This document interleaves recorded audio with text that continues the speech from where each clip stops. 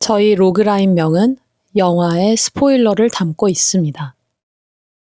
네, 안녕하세요. 영화 속 한 줄에서 나를 만나는 시간. 저는 로그라인명의 주명입니다. 김 PD입니다. 오늘의 영화 좀 재밌죠? 그쵸. 오늘의 영화 아마 어떤 분들한테는 좀 추억 속의 영화일 것 같거든요. 꽤 오래전 영화라 가지고 근데 저희가 다시 그거를 파헤쳤어요. 근데 파헤쳐서 말씀을 드리기 전에 정말 중요한 질문을 하나 제가 할게요. 여러분들한테도 그리고 PD님한테도 최근에 한 거짓말은 무엇인가요? 공유하기 어려운 거 보면 약간 사기의 영역인가요? 아니요. 무슨 너무 많이 했었던지라 뭘 했었나 기억을 좀 되짚어보고 있었어요. 저도 은근히 살면서 거짓말을 내가 많이 했던 것 같다라는 생각이 들었어요. 뭐 가장 단순한 거짓말은 내가 집에 있는데 집에 없다. 그럼요. 너무 죄송하지만 이제 가스 점검 아주머니가 왔는데 집에 없는 척을 한다. 누구나 다 해본 적 있는 거 아니에요? 그런 거 뭐 해봤을 거고 이제 안 바쁜데 바쁘다. 그런 거 해봤을 거고 뭐 통화하다가 뭐 저희 일할 때도 직장인분들 약간 공감하실 수 있을까요? 너무나도 통화하기 싫은 거래처 직원이 있는 거예요. 그 직원이 전화가 막 왔어. 근데 너무 지금은 내가 통화를 못할 것 같아. 너무 힘든 사람이야. 기가 빨려. 그래가지고 전화를 받았다가 네 하고 얘기를 하다가 저 근데 제가 회의가 있어가지고 제가 조금 있다가 다시 전화 드려도 될까요? 네네 하고 끊었어. 그러고 한 하루 넘게 연락 안 하는 거죠. 전 자는 척도 해봤어요. 전화 받기 싫어가지고. 한참 뒤에 한 2시간 뒤에 네 저 잤어요 하고 목소리 변조. 너무 공감할 게 좀 많은 부분인 것 같은데 일상생활의 거짓말은 저희가 쉽게 하죠 생각보다. 맞아요. 이게 뭐 심각한 거짓말이라고 생각하진 않아요. 그런데 이제 이 거짓말을 뭔가 자기의 이득을 위해서 과하게 선을 넘게 하거나 아니면은 본인에 대한 아이덴티티를 거의 다른 사람으로 꾸미듯 하거나 그럴 수도 있잖아요. 그렇죠. 네, 오늘의 영화는 정말 선 넘는 거짓말의 귀재, 그런 귀재가 나오는 캐치 미 이프 유 캔입니다. 근데 저희가 그 스필버그 감독님의 영화를 지난주에 이어서 또 하게 됐네요. 맞아요. 사실 의도한 건 아니었는데 스필버그 전 좋아하거든요. PD님 어떠세요? 사실 이 영화 감독님이 누군지 모르고 대본을 쓰다가 알았거든요. 스필버그 감독님이었구나? 전혀 몰랐다. 저희가 지난주에 정말 과찬을 아끼지 않았던 그런 감독님인데 2030? 아니지 거의 30에서 50 세대까지도 스티븐 스필버그 감독의 작품을 못 본 사람들은 없을 거라고 생각해요. 맞아요. 어떻게든 한 번은 다 지나쳤을 거예요. 그만큼 지금 저희의 삶에 많이 와닿아 있는 그런 감독님이라서 다시 또 반가워요, 감독님. 반갑습니다. 네. 근데 이 감독님이 이번에는 원래 스필버그 감독님은 좀 자기의 세계관, 환상 그런 세계관을 저희가 좀 엿보는 그런 재미가 항상 있었는데 이번 영화는 조금 다르긴 하죠. 그쵸. 뭔가 환상이라는 게 약간 직접적으로 다가오지는 않는 영화. 맞아요. 하지만 이 영화가 어쨌든 실화를 바탕으로 만들어진 영화이기 때문에 더 그런 것 같은데 오늘 나오는 우리의 주인공은 누구죠? 프랭크 윌리엄 에버본 이름이 좀 너무 길어가지고 에비그네일. 주니어. 주니어. 저 근데 궁금했던 게 진짜 실제로 외국에서는 아버지 이름을 그대로 따서 주니어라고 붙이면 그게 이름이 되는 거예요? 맞아요. 진짜 그래요. 저 그런 친구가 있었어요. 아버지 이름도 로버트인데 본인 이름도 로버트라서 로버트 그리고 본인 성이 있고 주니어 그렇게 불렸어요. 한국으로 치면 약간 아버지 이름이 김환수라고 하시면은 아들도 김환수 아들 약간 이렇게 그렇죠. 이름이 주니어가 그치 어린 김환수라 할 수도 없고 김환수 아들 김환수 2세.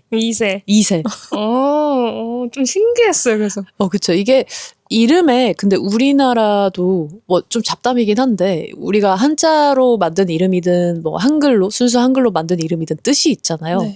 그런 뜻을 중요시 여기는 건지 영국의 여왕들 같은 경우에도 이름이 반복되는 사람들도 있고 그래서 엘리자베스 뭐 2세 이렇게 부르잖아요. 그런 것처럼 그런 문화가 있나 봐요. 약간 한국말로 하면 이상하죠? 방금 말씀하신 것처럼 제가 어쨌든 주명이니까 주명 2세. 기분이 이상한데? 약간 나의 미니미가 생긴 것 같은. 여러분 한번 해보세요. 본인 이름을 말하고 2세를 붙여보세요. 지금. 약간 이상해요. 좀 한국에는 맞지 않는 정서인 것 같긴 합니다. 네, 여튼 오늘의 주인공은 이제 막 영화에 보면 초반부에 생일을 맞이하게 되는 고등학생이죠. 네, 맞아요. 고등학생인 프랭크예요. 근데 이 프랭크 2세가 매우 화목한 가정에서 자라는 듯해요. 매우 화목한 가정, 아버지도 열심히 일하시는 사업가셨고 어머니도 너무 아버지랑 금슬이 좋은 부부였는데 근데 이 아버지가 국세청이랑 문제가 생기죠. 그러면서 사업이 망해요. 왜냐하면은 밀린 세금을 내라고 독촉을 계속 받기 때문에 그러면서 갑자기 한순간에 집안이 붕괴가 됩니다. 그 붕괴가 되는 과정이 이제 더 작은 집으로 이사를 해야겠죠. 차도 바뀌고 그리고 환경 바뀌면서 이제 더 안 좋은 동네. 이전에는 좀 멋진 이제 교복을 입는 비싼 학교를 다녔으면은 조금 다른 이제 학업군에 가게 돼요. 그러면서 한순간에 이 가족의 모습이 다 바뀌는데 아버지의 모습도 바뀌고 어머니의 모습도 바뀌고 본인은 거기에서 이제 그 모습을 맞이해야 되는 그런 입장이에요. 와, 고등학생 때 저는 만약에 이런 일이 일어난다면은 멘붕이 왔을 것 같아요. 정말 쉽지 않을 거라는 게 이미 느껴지는 그런 영화인데 근데 그러면서 결국 올 게 오죠. 부모님이 이혼까지 하게 돼요. 부모님이 이혼을 하면서 과연 너는 그럼 앞으로 누구와 살 것이냐라고 딱 결정을 하라는 순간까지 오고 거기에 프랭크가 도망을 가요. 그대로. 정말 한순간에 집이 붕괴되고 난 다음에 자기가 어떻게 해야 될지 몰라서 도망을 나온 다음에 이제 프랭크의 삶이 시작이 되거든요. 7살 고등학생에. 근데 그가 제일 먼저 하는 게 뭐죠? 도망 나가서 비행기 표인가 기차 표인가를 사러 가지 않나요?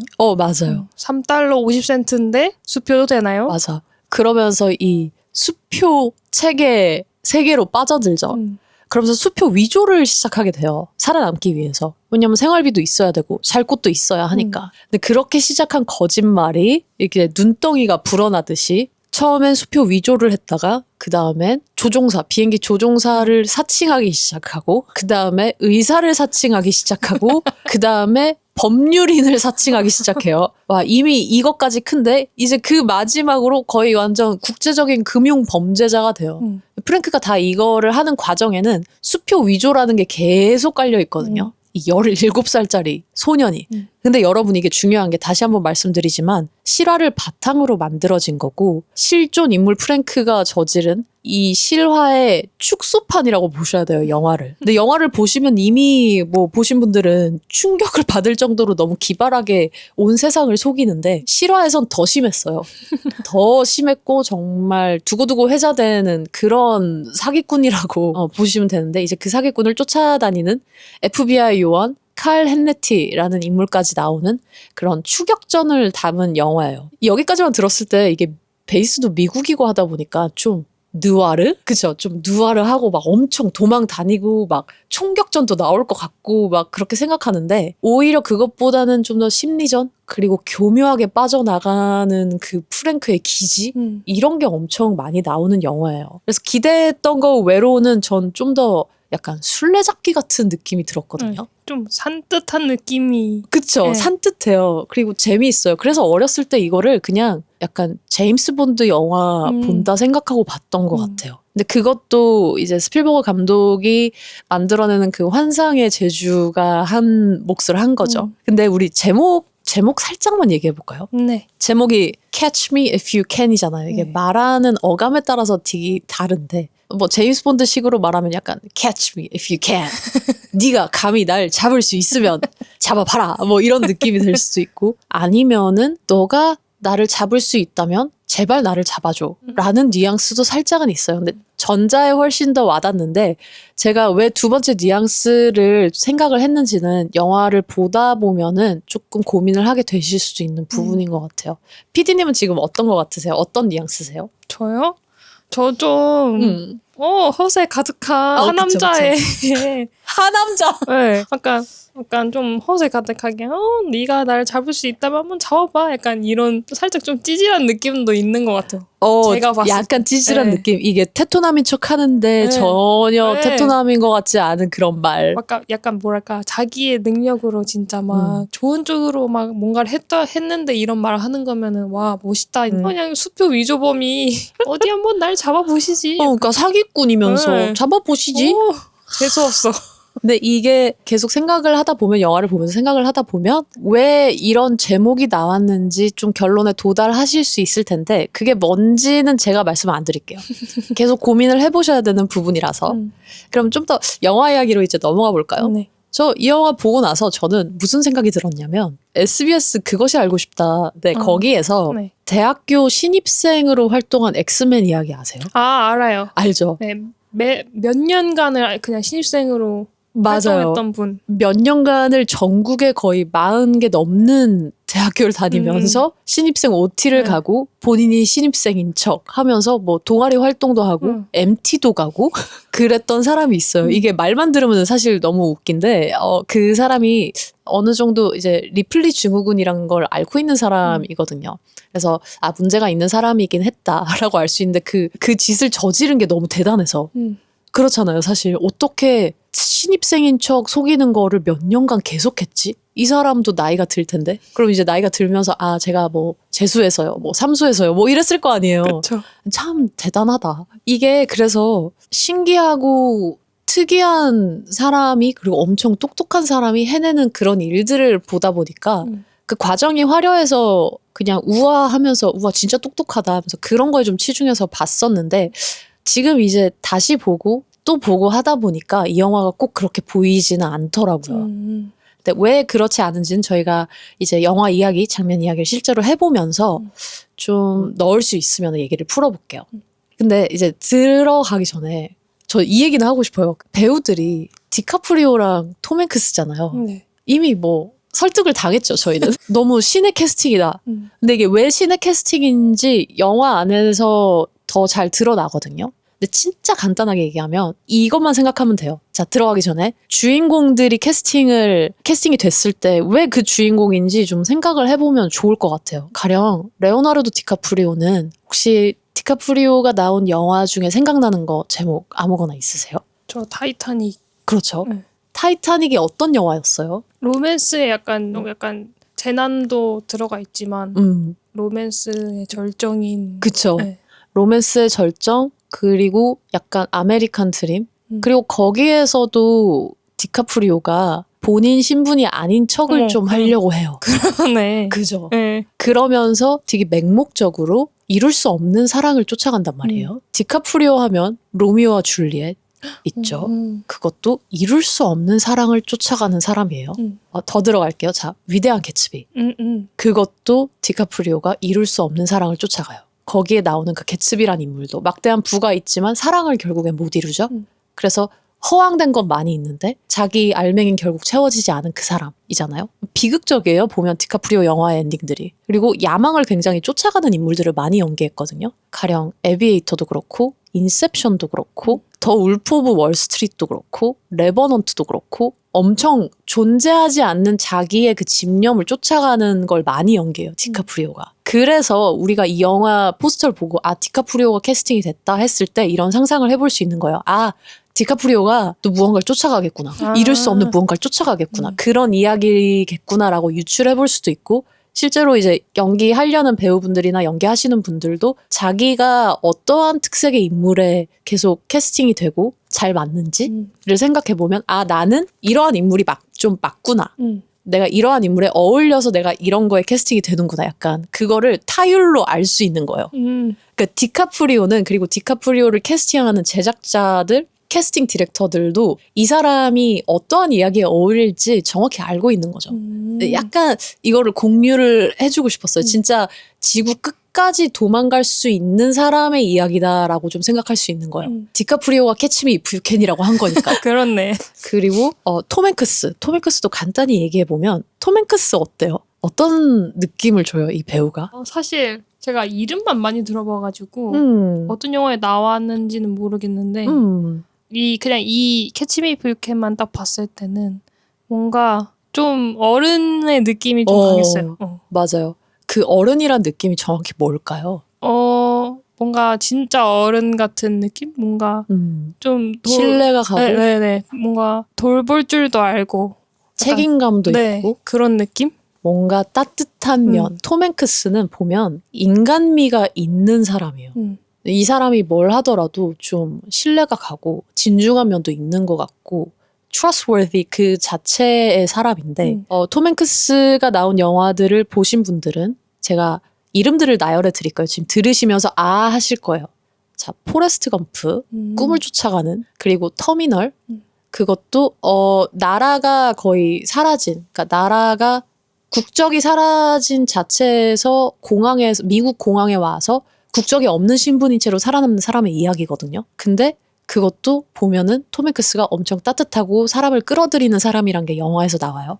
유부간 메일도 그렇고 시애틀의 잠 못 이루는 밤, Saving Private Ryan 그런 것도 다 책임감에 관한 거고 어떠한 그 정의에 관한 거고 캡틴 필립스도 실화 기반 영화인데 그게 해적들을 만난 배 선장이 이제 사람들을 구해내고 하면서 그 과정에서 겪는 일들을 그린 영화인데 거기에서도 인간의 편이에요. 그러니까 사람의 편, 정의의 편. 그런 용기를 내는 사람이라서 어떠한 그러니까 제가 이렇게 말을 해도 되는지 모르겠지만 톰 행크스란 배우를 보면 저는 좀 아메리칸 드림의 용기, 희망, 꿈 이런 거를 가지고 있는 사람이고 이 사람이 이제 디카프리오를 쫓아간다 하면 정당한 이유가 있을 것 같고 그리고 그의 중년미, 따뜻함 그래서 나도 톰 행크스 같은 아빠가 있으면 되게 좋을 것 같다. 되게 나의 편이 되어줄 것 같다. 뭐 삼촌이 됐건 오빠가 됐건 그런 느낌을 주는 사람이에요. 전 그래서 이 영화의 캐스팅이 성립이 되지 않았을까 싶어요. 그건 왜 그런지는 저희가 얘기하면서 풀어갈 거니까 들어보시면 되고요. 아, 하나만, 진짜 하나만 제가 마지막으로 덧붙일게요. 진짜 하나만.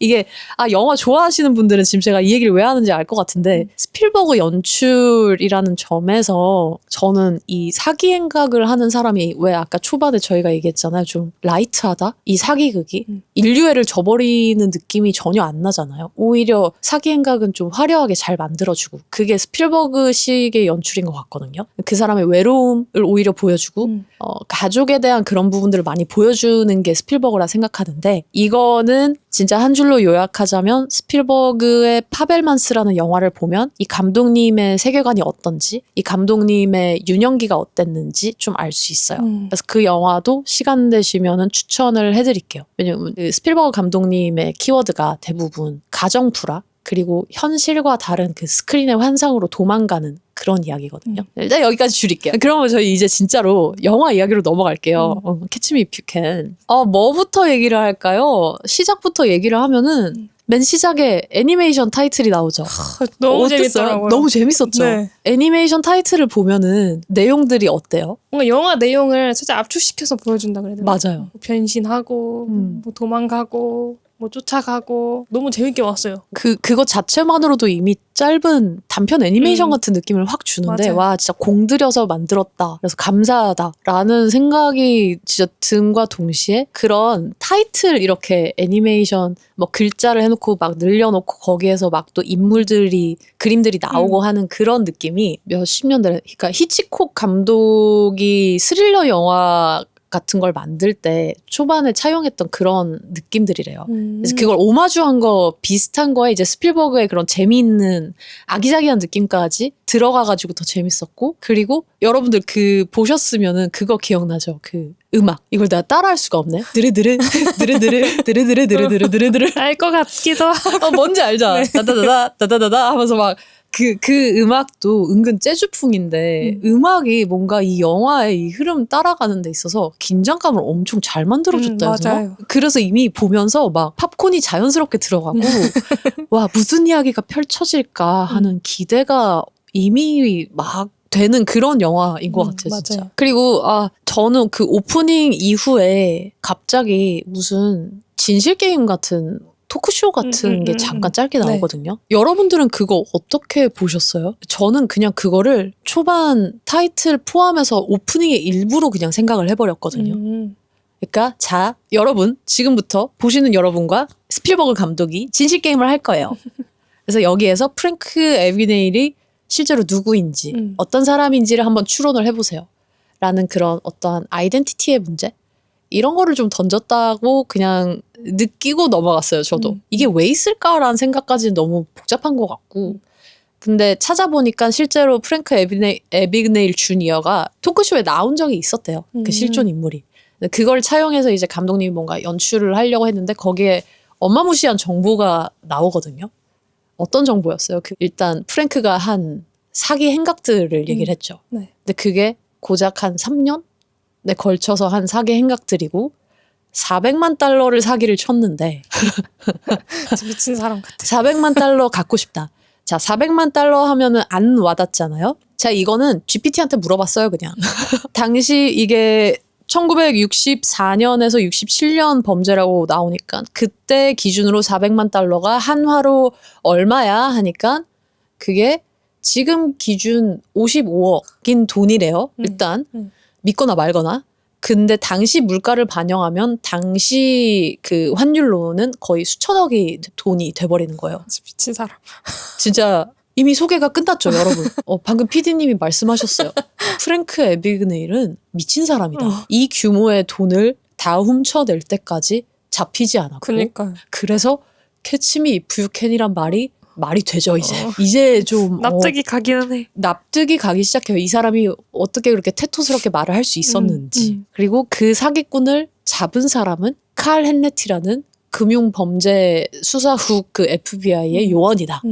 거기까지만 정보를 받고 갑자기 웬 허름한 교도소로 장면이 넘어가죠. 그 교도소에서 자막은 나와요. 타이틀이 69년도 크리스마스 이브라고 나오는데 이 따뜻한 크리스마스 이브 날에 교도소에 칼은 가고 거기에서 프랭크를 만납니다. 프랭크가 그리고 이미 수감이 되어 있죠. 네. 프랭크 꼴이 어땠어요 그때 모습이? 뭐 그냥 한마디로 정의할 수 있죠. 거지. 꽃거지? 꽃거지. 거의 폐렴이 걸린 듯한 엄청 그 정도로 콜록콜록거리는 그런 프랭크가 햇빛이 들지도 않는 것 같은 독방에 갇혀 있습니다. 맞아요. 그래서 이 위대한 사기꾼의 말로가 어땠는지 보여주는데 결국 거기서 프랭크는 한번 또 도망을 치려고 하죠. 그러다가 잡히고 못 도망가고 진짜 실제로 몸은 아프긴 했던 것 같아요. 그러고는 바닥에 드러누워서 오케이 Carl, let's go home 하잖아요. 그 let's go home 하는 이유가 거기가 프랑스였고 프랑스 교도소에서 이제 그 이송이라고 하나요? 그 범죄자를 고국으로 이송하기 위해서 칼이 간 거였거든요. 그러고 이제 넘어가요 장면은. 그래서 우리가 기대할 수 있는 거는 엄청난 사기 행각을 벌이고 결국엔 잡히긴 잡혔다. 그래서 캐치든 당했는데 이게 어떻게 캐치가 당했는지가 궁금하니까 그거를 이제 뒤에 풀어줘요 이 영화가. 자, 프랭크의 가족의 모습으로 갑자기 훅 넘어가죠. 그러면서 프랭크를 키워준 부모님의 모습들 그리고 그 부모님한테 어떻게 영향을 받았는지 저희가 볼 수 있는데 자, 프랭크는 일단 고등학생이라 했어요. 그리고 잡혔을 당시에 이제 막 성인이 된 아이였을 거란 말이에요. 네. 그쵸? 근데 꽃까지 꼴이 된 거고.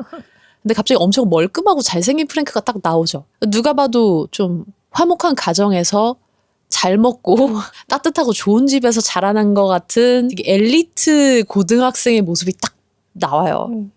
그러면서 얘가 외동아들이구나 라도 알 수 있고 그리고 아버지의 모습이 좀 조명이 돼서 나오는데 프랭크 아버지 어땠어요?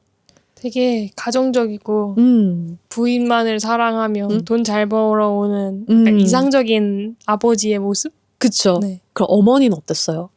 어머니도 아름다우시고 뭔가 받는 사랑에 많이 사랑받고 사는 부인? 맞아요. 되게 이국적인 매력도 있는 것 같고 뭔가 어머니는 딱 봐도 프랑스 분이시니까 이제 팜파탈 진짜 파무파탈인 것 같은 느낌이 있었고 그리고 아버지는 그 파무파탈에 그대로 꼬여가지고 결혼을 하고 그리고 열심히 자기의 사업을 엄청 일구는 그런 아버지의 모습 저도 그렇게 봤거든요. 도대체 무슨 일이 있었을까 하는데 이 가족 장면들이 나오는 게 프랭크가 어떠한 가정 환경에서 자라면서 어떠한 영향을 받았는지 되게 잘 보여주는 시퀀스들이에요 초반이. 근데 이 아빠 같은 분은 이 프랭크 아빠는 그 동네에서 가게를 하시죠. 에비그네일 스테이셔너리라고 이게 영화에서 정확히 찍히진 않는데 어느 순간 가게에 들어가는 장면이 나와요. 근데 그게 실제로는 프랭크 아버지가 이 타자기 같은 거를 판매하는 그런 가게를 운영하셨대요. 여기서 좀 생각을 계속 하셔야 돼요. 그런 거에 대한 배경 지식이 이미 프랭크도 가지고 있었다라는 걸 좀 아셔야 돼요. 근데 아버지가 어떤 그 무슨 상인회 같은 데에서 뭐 훈장 같은 걸 받으시면서 뭐 모범 상인 이런 느낌으로 전 좀 받아들였는데 그러면서 연설을 해요. 이 연설 이야기가 뭐가 등장했었죠? 그 우유에 빠진 생쥐 얘기가 나왔죠. 맞아요. 우유에 빠진 생쥐 얘기. 이 생쥐 얘기 제가 잠깐 해드릴게요. 자, Two little mice fell in a bucket of cream. First mouse quickly gave up and drowned. The second mouse wouldn't quit. He struggled so hard that eventually he turned that cream into butter and crawled out. 이 이야기가 생쥐 두 마리가 크림에 빠졌는데, 우유 크림에 빠졌는데, 이제 하나는 빠졌으니까 나 이제 인생 끝 하면서 꼬르륵 하고 그대로 죽었고, 근데 두 번째 쥐는 나는 여기서 죽을 수 없어. 그래서 어떻게든 발버둥을 치다 보니까 결국에는 크림이 버터로 변해서 너무 많이 저어가지고 딱딱해지니까 그대로 잘 기어 나왔다. 라는 이야기예요. 이미 여기에서 프랭크 아버지가 어떤 사람인지 좀 보여줬던 것 같아요. 매우 집념이 있고 그리고 절대 포기하지 않는 듯한 모습이 있는데 그게 자기의 욕심도 굉장히 있는 사람. 야망이 있는 사람. 그러니까 자기는 절대로 크림에 빠졌다고 좌절하지 않고 살아남겠다라는 생존 의식이 엄청 강한 사람이라는 느낌이 딱 들었어요. 이 정신을 프랭크가 그대로 이어봤죠. 그렇죠. 자, 아버지에게 프랭크가 배웠던 게 뭘까 생각해보면 쭉쭉쭉 영화를 보시면은 일단 아버지가 언변이 매우 좋으시고 그리고 사람들을 말로 속이는 걸 되게 잘하세요. 맞아요. 그러면서 또 자기한테 유리하게 무언가를 항상 바꾸려고 하는 사람이죠. 아버지의 언변을 보여줬던 이런 모습들이 있는데 그중에서 어떤 게 제일 멋있었어요? 아니면 와 저건 진짜 설득력 있고 쩐다. 설득력이 있었다기보다는 그냥 저런 생각을 한다고 할 게 그 양복 빌리러 갔을 때 목걸이 탁 하면서 맞아. 이거 떨어뜨리지 않으셨나요? 잃어버리지 않으셨나요?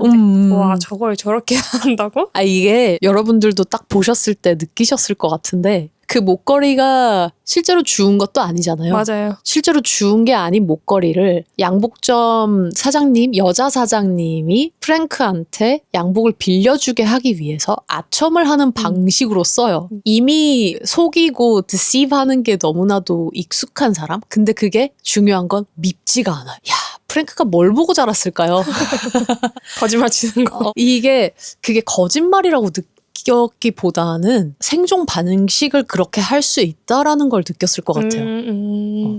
이 세상은 이런 식으로 살아나가면 되는 거구나. 뭔가 내가 이제 이득을 챙기기 위해서 내가 원하는 방향으로 무언가를 이끌어내기 위해서 그 버터를 저어내는 쥐처럼 그 생쥐처럼 어떻게든 방법을 찾으면은 내가 이거를 딛고 나갈 수 있는 방법은 분명히 있다. 그래서 그걸 나중에 프랭크도 실제로 이용을 하려고 하죠. 그래서 그대로 나오는데 진짜 저는 딱 보면서 얘가 아버지를 정말 많이 사랑했구나라고 생각했어요.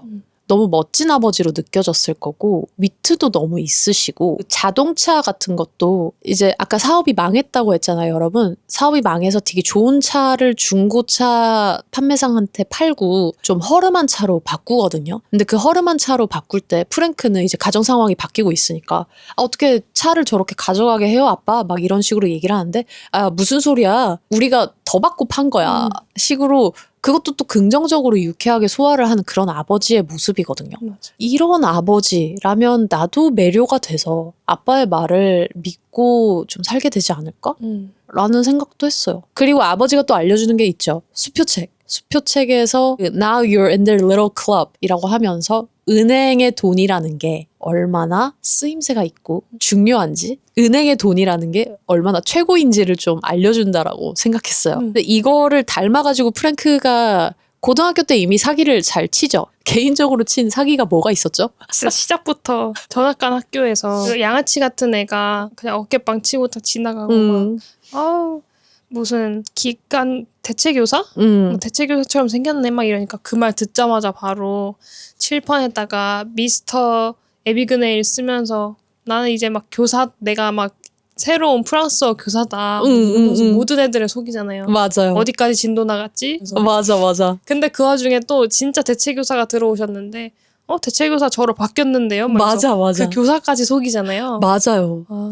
저 진짜 대범한 애다. 너무 대범하죠. 그리고 너무 똑똑해요. 어떻게 저런 생각을 해낼 수가 있지? 아침에 엄마가 아니 굳이 이 학교 이렇게 양복까지 갖춰서 입고 갈 필요 없어 그 유니폼 했는데 애들이 그 유니폼을 모른다는 걸 아니까 그대로 속여버리고 말씀하신 대로 대체교사한테도 되게 아무렇지 않게 정말 눈 하나 깜짝 안 하고 맞아. 거짓말을 하잖아요. 맞아요. 그래서 와 이미 싹수가 대단하다. 근데 이거 들켜가지고 부모님이 학교까지 불려갔었는데 그 장면 기억나요? 그 교장실에 부모님이 그 얘기를 듣고 있고 걔가 밖에 앉아있다가 프랭크는 부모님이 나왔는데 아빠랑 눈이 마주치고는 웃죠. 맞아요. 이게 진짜 중요해요, 여러분. 이게 이후에도 이 부자 관계에 있어서 포인트가 딱 나오는데 아빠는 프랭크가 그러한 행동을 했다라는 걸 혼내지 않았어요. 맞아요. 한 번도. 그러니까 프랭크는 자기가 아닌 사람으로 행동을 하는 거에 있어서 그걸 일종의 놀이라고 항상 받아들이고 자란 거예요.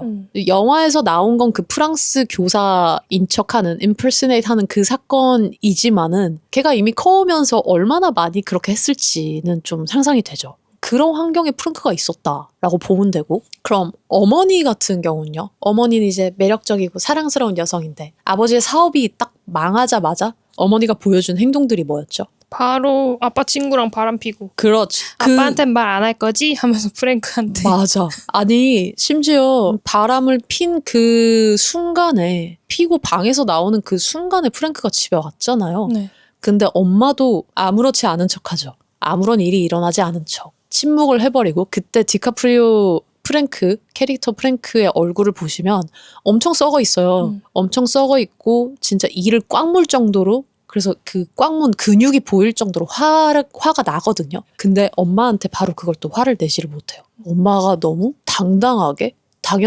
당연하다는 듯이 행동을 하는데 전 거기서 이 집안의 역학이 좀 보였다고 해야 되나?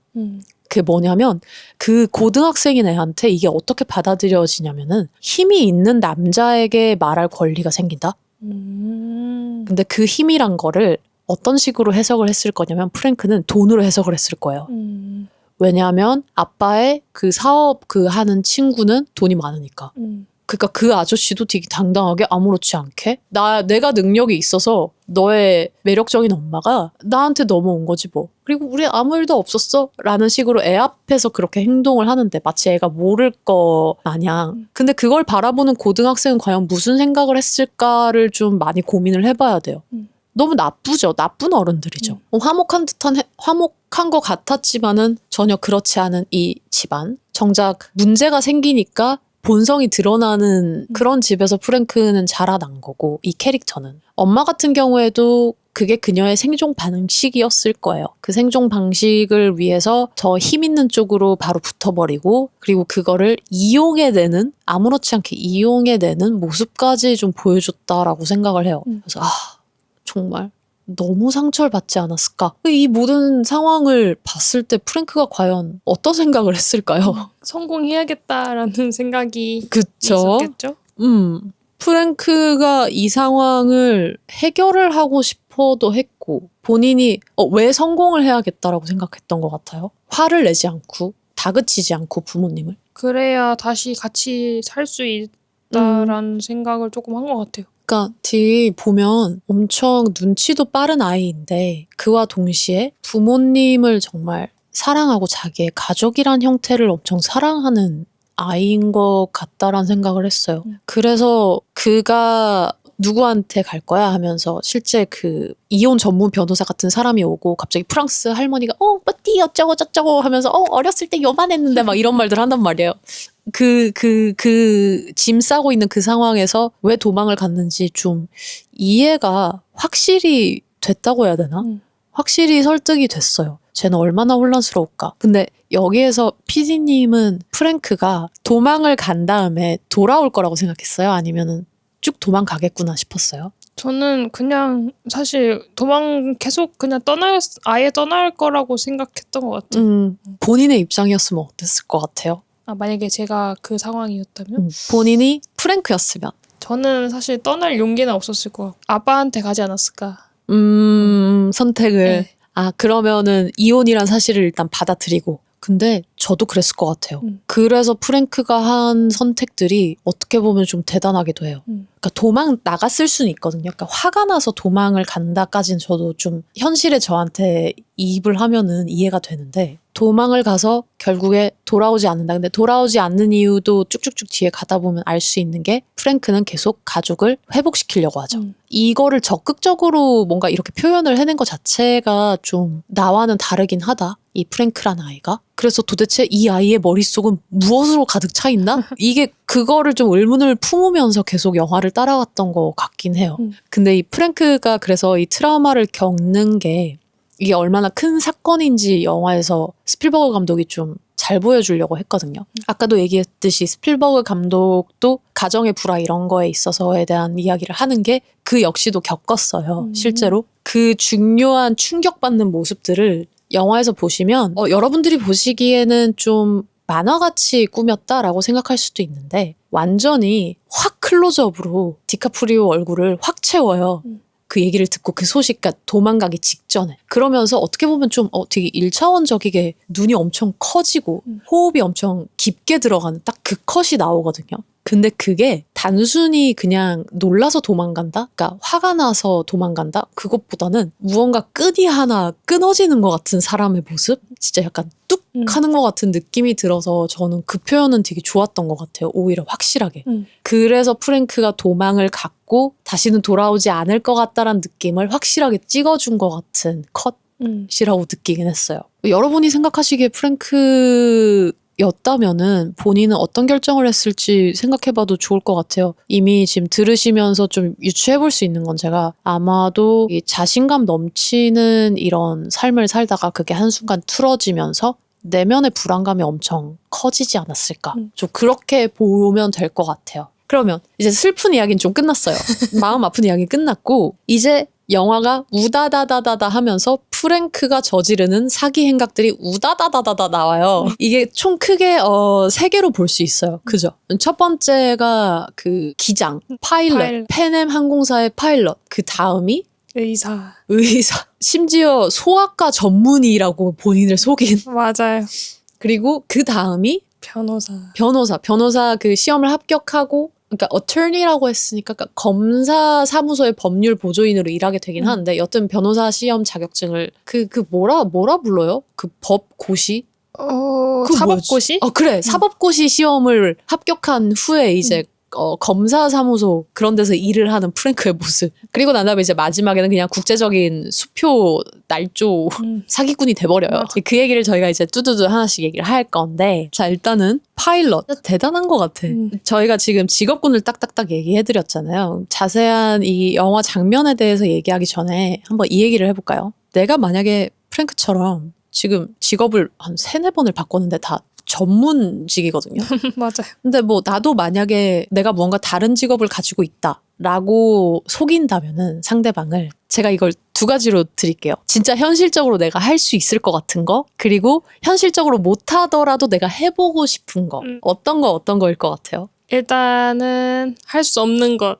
할 수 없는 거? 그것을 먼저 하면은 약간 내가 정말로 프랭크처럼 잘 속일 수 있다 라는 가정하에 저도 의사 한번 해보고 싶어요. 왜요? 뭔가 저도 그러니까 프랭크처럼 저도 수술실에 들어가거나 뭔가 다친 사람을 보는 순간 도망 나올 것 같기는 한데 뭔가 대학병원에 그 교수실에 한번 앉아보고 싶어요. 왜요? 그냥 좀 멋있어 보였어. 약간 의사, 김 PD. 네, 뭔가 딱 그렇게 딱 앉아가지고 네, 들어오세요 하고 네. 봐주면서 막 컴퓨터에 막 되게 전문 용어 많이 쓰잖아요. 막 사사삭 하면서 어디가 아프세요 막 이거 좀 멋있는 것 같아.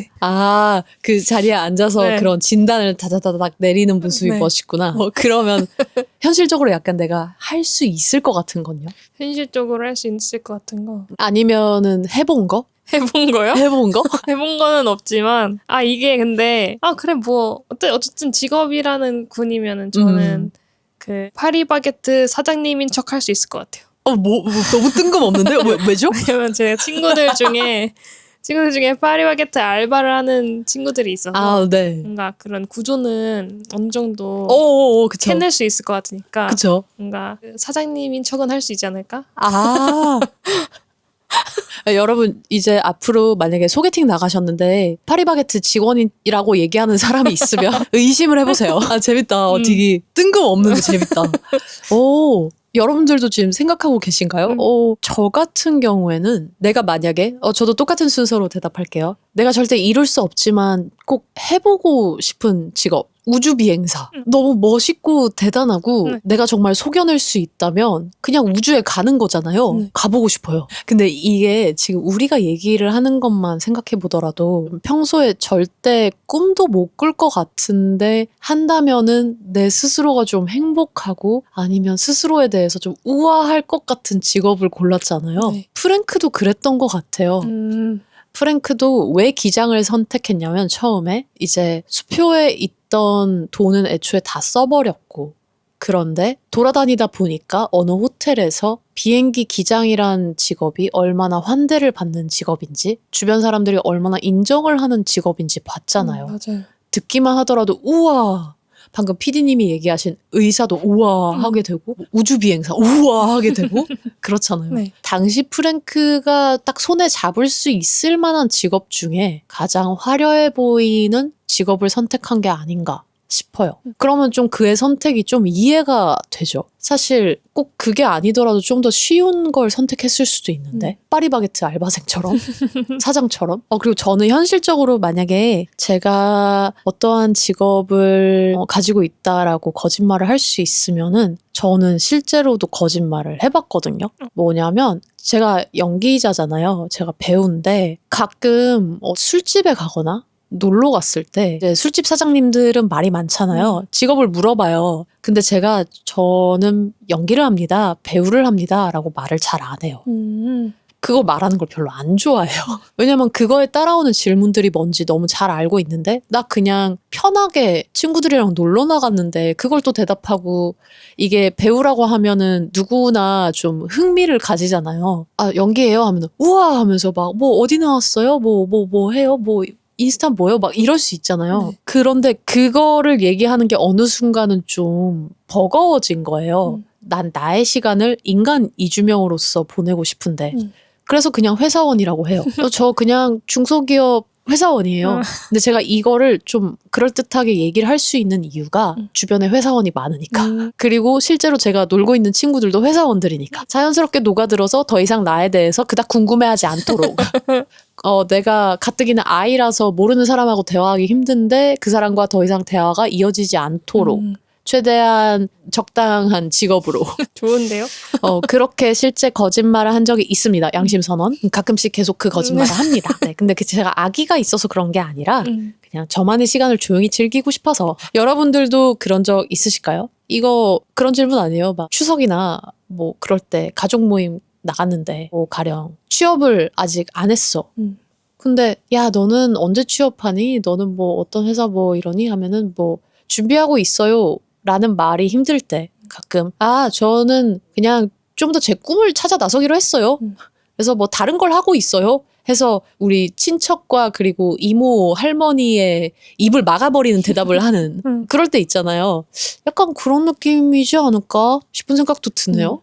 이렇게 생각하면 좀 접근하기 쉽죠, 여러분. 근데 일단 프랭크처럼 하면 안 된다. 그건 안 되지. 네, 왜냐하면 자 이제 프랭크 얘기를 해볼게요. 프랭크는 신분 날조를 해요. 어떻게 하냐? 본인이 48년생이에요. 1948년생인데 1938년생 나이를 10살 펌핑을 시키죠. 네, 혹시나 고등학생 때 민증 긁어가지고 술집에 출입하신 분들이 계시다면 그러면 안 돼요. 앞으로도 그러시면 안 되고 네, 신분은 날조해서는 안 됩니다. 그리고 이게 됐던 게 이 프랭크 에비그네일 이름 어려워. 네. 에비그네일 이 실존 인물도 또래들보다 좀 건장했대요. 엄청 건장한 체격이라서 나이를 10살을 올렸어도 그냥 좀 동안인가? 그리고 외국인들 나이 좀 가늠하기 어렵거든요. 외국인 고등학생과 성인의 나이를 가늠하기가 좀 어려워요.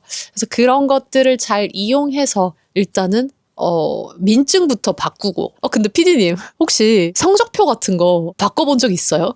어딘가 제출할 때 말고 엄마 아빠한테 혼날까봐 시험지라든지. 성적표를 그렇게 해본 적은 없고 저는 엄마한테 피아노를 배웠었거든요. 어머니가 피아노를 하셨어요? 네. 그래서 그 피아노 치신 분들은 다 알 거예요. 포도알로 포도알 10개 그려가지고 이렇게 맞죠. 체크하는데 한 번 칠 때마다 2개 그리고 한 번 치고 2개 하고 엄마 저 다쳤어요 하면은 너 다 안 친 거 알아. 똑바로 해. 그쵸. 그거 귀엽다. 맞아. 그런 건 너무 한 적이 많죠. 아니면은 우리 어렸을 때 학습지 같은 거 많이 했잖아요. 네.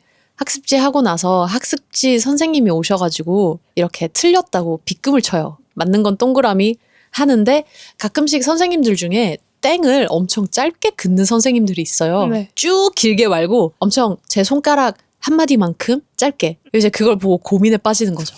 이거를 요렇게 이으면은 동그라미가 될 것 같은데 30점인데 만약에 30점인데 요거를 요렇게 이으면 80점이 될 것 같은데 이제 요런 느낌으로 프랭크가 이제 실험을 하기 시작해요. 정말 고등학생이 좀 할 법한 느낌으로 실험을 하는데 아까 제가 얘기했잖아요. 프랭크 아버지가 실제로 타자기 가게를 하셨다고. 그러니까 타자기를 이용해서 그걸 덮어씌우고 새롭게 쓰고 그게 잉크가 어떤 느낌으로 나야 되고 이 정도는 프랭크가 다 알고 있었던 거예요. 그래서 기장이 되면서 일단 신분증 위조를 하죠. 말도 안 되게 무슨 비행기 장난감 꼬리에서 상표를 떼가지고 펜엠을 박아버리고 그러면서 실제 기장인 척하면서 공짜로 비행을 하고 직원들한테 나가는 회사에서 나오는 페이체크 그 수표는 훨씬 더 큰 돈으로 환산이 된다 해가지고 그 수표를 날조하기 시작해요. 그 돈이 $100를 환산할 수 있었던 거에 비해서 $300가 해가지고 또 프랭크가 그걸 299.99인가 해가지고 또 그거 안 되게 월급 받는 수표로 날조를 해요.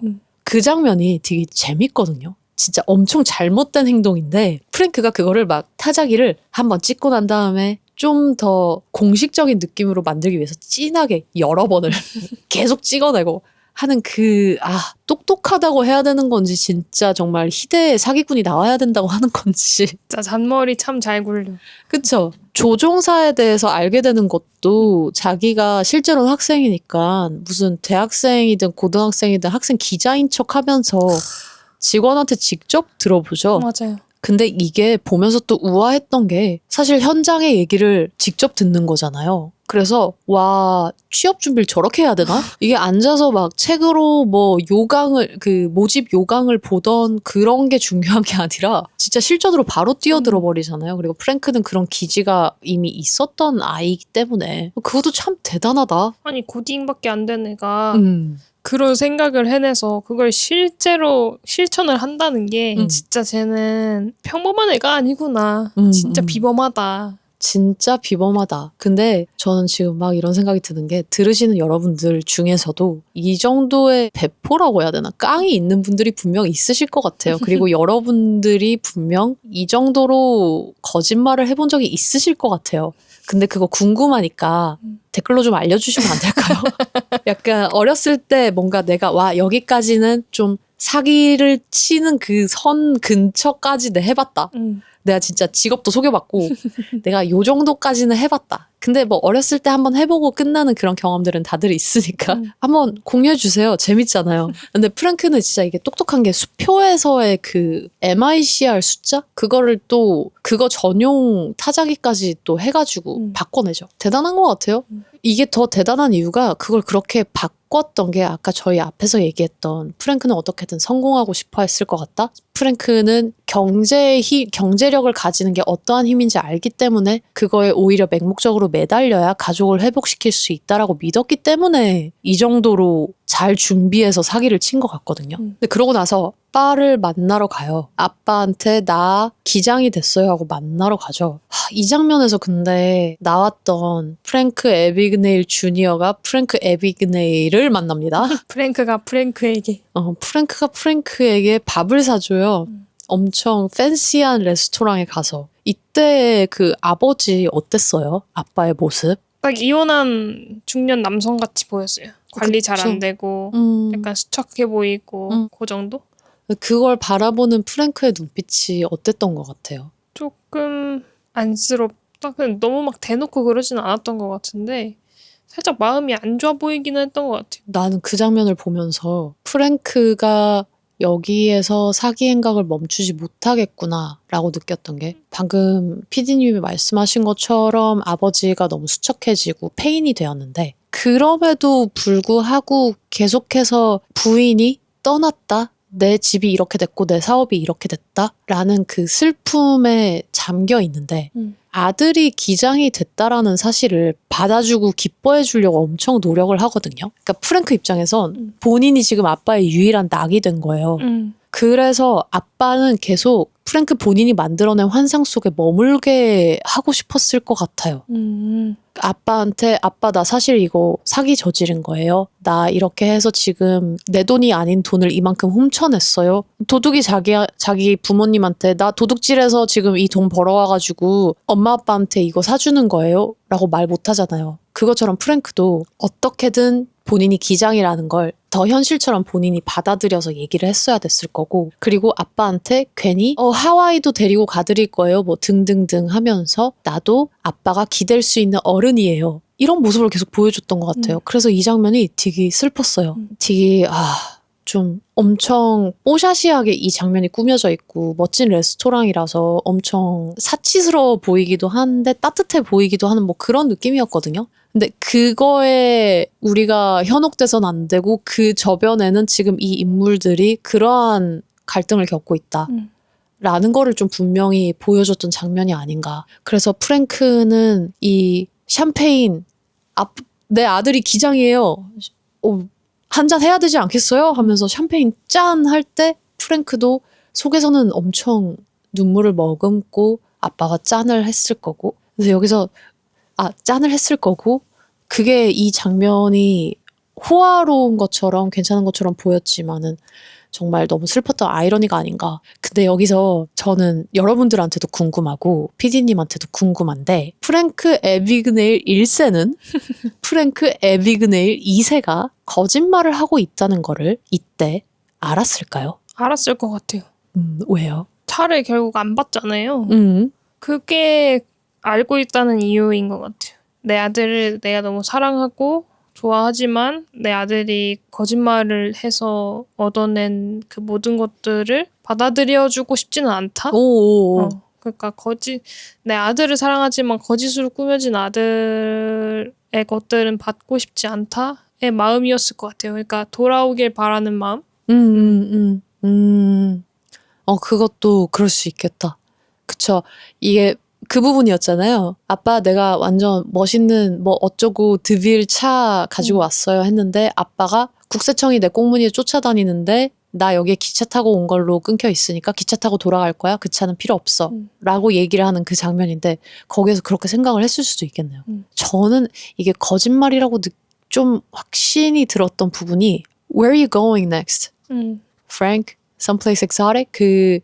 그거를 이후에도 또 얘기를 하는데 너 다음은 행선지가 어디야? 그러니까 나 그냥 슬픈 얘기 하기 싫어. 그냥 너 다음에 또 어디가 또 좋은 얘기 해줘 하면서 스스로에게도 약간 거짓말을 먹이는 듯한 느낌? 그러면서 이게 사실이든 아니든 지금 이 아빠는 이 거짓말을 그냥 믿고 싶어 한다. 그래서 프랭크가 거짓말을 하죠, 아빠한테. 로스앤젤레스에 가야 하고 거짓말을 하는 걸로 그 장면이 끝나거든요. 이게 참 비극적인 장면인데 좀 꼬집듯이 유쾌하게 풀어낸 것 같아요. 그 장면이. 그러고 난 다음에 무슨 일이 일어나죠? 그러고 난 다음에 지금 제가 이걸 물어보는 게 그러고 난 다음에 드디어 칼이 등장을 해요. 아빠까지 다 만나고 난 다음에 칼이 드디어 이러한 수표 위조범이 있다. 그래서 잡아야 한다. 하면서 잡으러 나타나죠. 당시에 금융사기에 대해서 사람들이 좀 심각하게 생각하지 않았나 봐요. 왜냐하면은 칼의 FBI 내에서의 입지가 물론 좀 기발한 사람이고 그리고 아무도 개척하지 못한 영역을 개척했다가 있어서 그만큼 집요한 사람인데 근데 칼이 FBI 내에서는 좀 괜한 거에 집착한다. 좀 이런 취급을 받는 느낌은 있거든요. 근데 그 집착으로 인해서 이제 금융사기범인 프랭크를 잡으러 가는데 거기에서 프랭크가 어떻게 하죠? 그 호텔에 잡으러 갔을 때 그거잖아요. 그 장면이잖아요. 칼이 딱 들어갔는데 수표를 위조한 온갖 증거들이 다 있는 방에 들어갔어. 들어간 다음에 갑자기 화장실에 사람이 있는 듯한 소리가 들려. 그리고 프랭크가 손을 닦으면서 나와요. 근데 손을 닦으면서 프랭크가 갑자기 또 거짓말을 하잖아요. 자기가 비밀 정보국이었나? 맞아. 그럼 뭐 이상한 뭐 아무튼 그거였어. 또 뭔가 FBI처럼 일반 사람이 알면 안 될 것 같은 그런 국가정보원 같은 거에 요원이라고 거짓말을 치면서 유유히 나오죠. 맞아.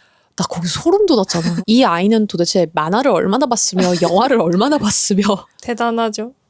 그러면서 가까스로 또 거짓말을 치고 나가요. 이게 이 장면이 굳이 있었던 이유가 물론 시간 순차적으로도 칼이 이제 점점 좁혀올 수도 있다. 그러면서 우리한테 긴장감을 확 주기도 하는데 앞에 장면이 아빠였잖아요. 그러니까 그런 감성적인 장면 이후에 또 프랭크가 거기에서 벗어나기 위해서 계속해서 어떠한 노력을 하는지 좀 보여줬다고 생각을 해요.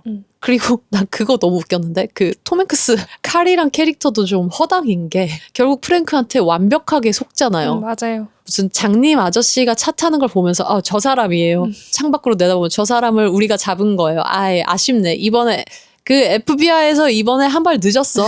내가 먼저 데리고 갈게 하면서 내 신분증 여기 있어 하면서 막 지갑 열려고 하는데 또 말 걸어서 헷갈리게 만들고 정말 똑똑한 아이다. 그 다음에 이제 프랭크가 조금 더 그 그러니까 얘는 계속해서 공부를 해나가는 애예요. 회장인가 직원한테 실제 직원한테 또 인터뷰를 하러 갔다가 자기가 스카이웨이 맨이라는 어떠한 별명을 언론적으로 가지게 된다는 걸 알죠. 그래서 제임스 본드란 얘기를 듣잖아요. 자기가 무슨 제임스 본드라도 되는 줄 안다니까 하니까 제임스 본드요? 오 제임스 본드요? 하면서 제임스 본드 옷 입고 맞아. 이런 부분들이 어땠어요? 봤을 때? 약간 그런 거 보면서 점점 거짓말로 만들어진 자신에 취해가는 느낌이 들었어요. 나 이 정도로 대단한 사람이 되었네? 약간 이런 거에 약간 자신감이 뿜뿜해졌다고 해야 되나? 막 자기애가 막 넘쳐나는 것 같다 그래야 되나? 여기서부터 그 캐치 미 이프 유 캔의 대사 톤이 이미 제임스 본드의 네, 영화 중 하나일 것 같은. 막 제임스 본드가 자기 별명이라고 하니까 제임스 본드가 입었던 옷 그대로 맞추러 가는 게 너무 별로였어. 그리고 그 양복점에서 직원이 이제 스포츠카만 있으면 되겠네요 하니까 스포츠카 뽑죠 또. 네. 이게 진짜 애예요. 맞아. 애인데 나는 이걸 나한테 대입시켜봤을 때 나도 내가 만약에 사기를 저질러서 어마무시한 돈이 생기고 그 어떠한 대외적으로 언론에서 나를 지칭하는 단어가 생겼다니까 그게 마치 프랭크는 자기의 아이덴티티가 새로 생겼다라고 느꼈을 거란 말이에요. 아무것도 아닌 고등학생, 사기만 치던 고등학생에서 제임스 본드가 됐어? 스카이웨이 맨이라는 인정을 받았어? 그래서 더 펌핑이 돼가지고 신나서 그 돈을 썼던 것 같아요. 그게 이제 자아도취가 되는 게 맞고 그러면서 프랭크는 점점 더 사실 본인의 모습이 무엇인지 잃어가게 됩니다. 여러분. 근데 이 잃어갔다라는 걸 우리가 알 수 있는 게 이 다음에 이제 칼을 완벽하게 속여서 도망갔잖아요. 그리고 정말 얘는 뭐 하는 애인 건지 FBI에서 일하는 칼의 전화번호를 알게 돼요. 사무실 전화번호를 알게 되고 칼한테 전화를 걸죠. 근데 그때 했던 대화가 좀 포인트였던 것 같아요. 그 전화를 할 때 프랭크가 칼을 놀리는 듯 했어요? 아니면 칼한테 무언가 진지하게 얘기하고 싶어 했어요? 비어있는 느낌이 좀 컸던 것 같아요. 그쵸. 네. 분명 제임스 본드 놀이까지 하고 했는데 뭔가 사람이 힘이 빠져 보이고 눈빛도 엄청 고뇌를 많이 하는 듯한 눈빛으로 전화를 해요. 그리고 말도 엄청 차분하게 하거든요. 그 전화를 한 목적이 프랭크는 칼한테 무언가를 따지기 위해서 한 것도 아니고 칼이 본인의 얘기를 들어줄 수 있는 근데 그 얘기가 뭐냐면 본인이 사기꾼인 걸 유일하게 아는 유일하게 완벽하게 아는 사람인 칼에게 전화를 한 건데 칼은 그때는 좀 비아냥대죠. 맞아요. 야 생각해보니까 너 사실 크리스마스 이브에 연락할 사람이 없어서 나한테 한 거구나 하면서 되게 좋아해요. 프랭크가 그래서 전화를 엄청 상처받아가지고 확 끊어버리는데 칼은 사무실에서 이러면서 맞아. 이겼다. 내가 정신 승리했어 지금. 이 사람의 인간적인 약점, 인간적인 외로움, 공허함을 내가 알아냈어. 넌 약점 잡힌 거야? 이러고 막 좋아해요. 근데 실제로 프랭크는 본인이 얘기했던 칼, 나 지금 이 호텔에 있어. 라고 하는데 거기에 실제로 있었죠, 프랭크는. 맞아요. 근데 칼은 그걸 아예 믿지도 않았잖아요. 그래서 또다시 외로워진 프랭크예요. 아무도 자기의 진짜 자기가 사기꾼이라는 거를 실제 아는 그 사람도 결국에는 자기의 이 외로움을 채워줄 수 없다. 그래서 프랭크가 또다시 돈과 파티와 사람으로 자기의 공허함을 메꾸기 시작하거든요. 근데 그러면서 돈이 좀 떨어졌을 거 아니에요. 그 돈이 떨어지고 나니까 그 이후에 뭐가 되기로 하죠? 의사가 되기로 그 하죠. 이후에 의사가 되기로 해요. 미친 사람이야 진짜로. 근데 의사가 되기로 한 게 일단은 FBI가 수사망을 좁히고 있다는 걸 아니까 본인이 더 이상 기장짓을 못할 거다. 그래서 다음 하이스트를 알아보는 거긴 한데 그 과정이 나 너무 웃겼어. 친구가 다쳐가지고 갔던 병원에서 간호사랑 잠깐 대화를 나누다가 그 간호사와 뭐가 통했는지 모르겠는데 갑자기 그 병원에서 일을 하기로 결정을 하죠. 그리고는 본인이 난 사실 의사야. 여기 혹시 뭐 직원 구하니? 라고 해서 야간병동에서 일을 하는 의사로 취업을 해요. 근데 진짜 좀 대단한 게 의사가 그냥 의사도 아니고 하버드 의대를 수석 졸업한 그렇죠. 아주 스케일이 남달라. 이 시대는 지금 60년대예요. 그만큼 시스템이 갖춰지지 않은 시대다 보니까 학력 위조가 쉬운 거예요. 하지만 여러분 중요한 거는 프랭크가 비범한 아이잖아요. 그 학력 위조를 제대로 했어요. 학위에 적혀있는 정확한 글씨체 그리고 독수리 모양의 그 금장 맞아요. 스티커 그거를 완벽하게 위조를 하고 아무도 그거를 하버드에 전화해서 확인할 생각을 안 하나 봐요. 그니까요. 그게 난 너무 신기하다니까. 그게 프랭크가 주는 그 언변의 화려함 그리고 무엇보다 얼굴이 디카프리오다. 진짜 디카프리오가 아니었으면 안 통했어. 그죠? 얼굴이 디카프리오처럼 생겼는데 본인이 의사이고 그리고 이런 학위 갖고 있다고 학위 가져오고 이력서도 딱 이렇게 딱딱딱딱 해가지고 가져오고 너무 갖춰진 사람이기 때문에 그냥 바로 그냥 신뢰가 가버린다고 해야 되나? 근데 이제 그 병원 입장도 그냥 야간병동을 채워줄 사람이 필요했던 거니까. 이렇게 별 볼 일 없는 직업에 너같이 고학력자가 뭐하러 하겠어요 하는데 해줄게요 하니까 옳다구나 고학력자를 싼 돈에 쓸 수 있다 신경을 덜 써도 된다 그 생각에 이제 병원장도 오케이를 그냥 해버린 것 같아요. 이렇게 여러분 한순간 방심하면 이렇게 사기를 당할 수 있습니다. 중요하죠. 맞아. 저희 요즘 사기를 여러 방면으로 많이 당할 수 있는 시대잖아요. 맞아. 그 사람을 아무리 믿고 싶더라도 그 사람이 디카프리오처럼 생겼더라도 설득당하시면 안 돼요. 돌다리도 두들겨보고 건너라. 네. 그래서 이어가자면은 프랭크가 아까 초반에 했던 직업들 중에서 지금 계속해서 얘기하고 있던 게 의사고 그다음에 변호사잖아요. 근데 요 과정에서 이제 뭐 사기 행각들은 참 신기하고 대단한데 프랭크의 신변의 변화가 좀 많이 일어나요. 그 신변의 변화가 뭐냐면 병원에 가서 브렌다라는 간호사를 만나죠. 그리고 눈이 맞아요. 둘이. 그러니까 프랭크가 사랑에 빠져요. 그 사랑에 빠지고 난 다음에 브렌다의 부모님까지 만나게 되고 부모님 중에 아버지가 검사, 법조인이라는 걸 알게 되고 그러면서 프랭크가 뭔가 이 가정의 화목함 이런 거를 바라보면서 자기도 가정을 가지고 정착하고 싶다라는 그런 심리를 좀 가지게 돼요. 근데 브렌다 어땠어요? 되게 뭔가 말괄량이 같은 느낌이 드는 약간 사실 같이 일하면 조금 힘들 스타일의 맞아. 순진한 맞아요. 부잣집 맞아요. 딸내미?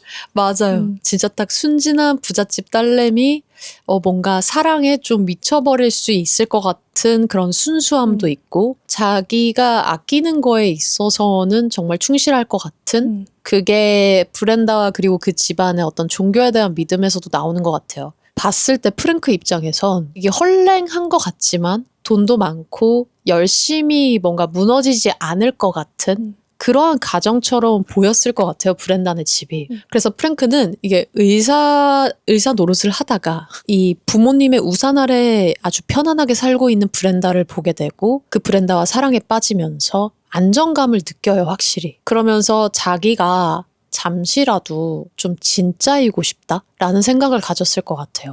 그래서 아버지한테 딱 얘기하잖아요. 저도 검사, 변호사 되기 위해선 제가 뭘 하면 되죠? 그러니까 아까 고시 보면 된다. 라고 해서 그 고시를 보고 변호사가 됩니다. 그렇게 직업을 얻어내요. 근데 이 과정에서 프랭크는 무언가를 좀 다 그만두고 싶어 하는데 이게 어느 장면에서 나오냐면은 쭉 브렌다 가족과의 이야기가 나오면서 크리스마스 이브에 이번에 프랭크는 아빠를 찾아가요.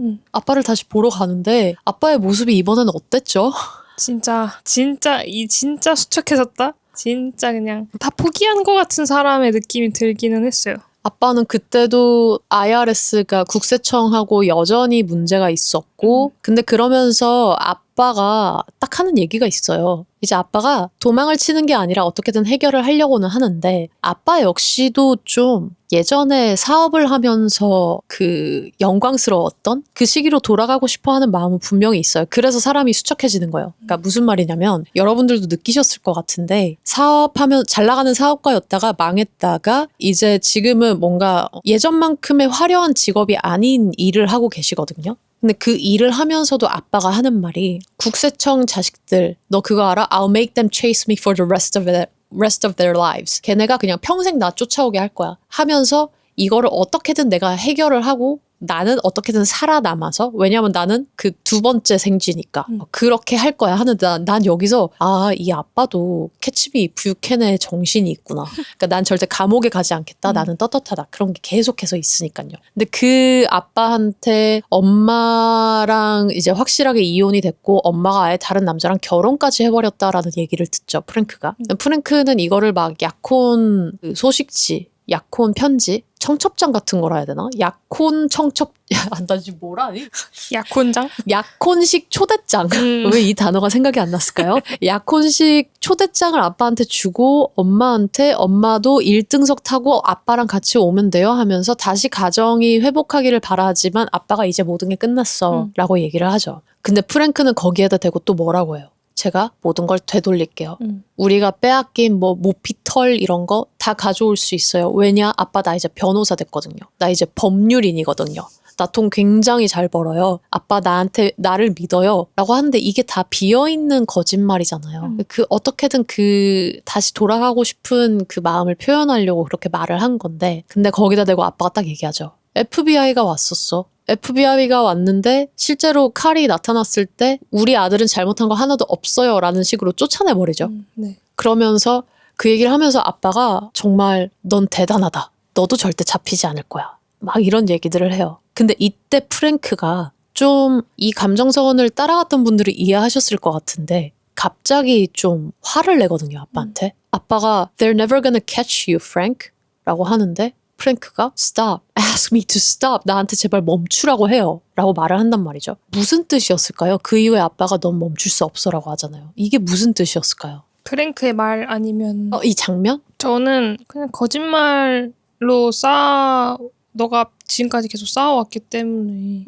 그거를 멈출 수 없을 거다 라는 말로 들었거든요. 그러니까 계속해서 물론 프랭크가 좋은 언변과 뭐 그런 스킬들을 다 갖고 있지만 결국은 다 거짓말을 통해서 쌓아왔던 부와 명성과 명예와 심지어 사랑까지도 그랬기 때문에 너가 그게 없이 다시 돌아갈 수 있을까?